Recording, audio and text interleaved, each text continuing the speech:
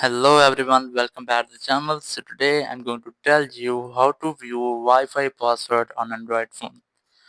If you are connected to a Wi-Fi and now you want to view the password of your Wi-Fi, so let's see how can you do this.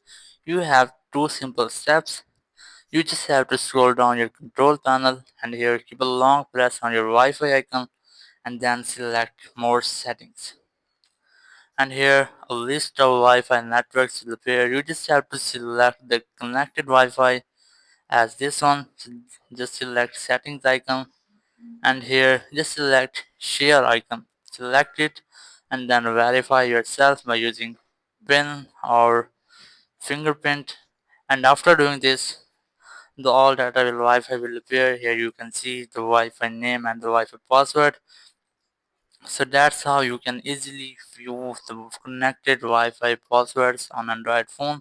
Thank you very much for watching the video. Until next video, bye bye.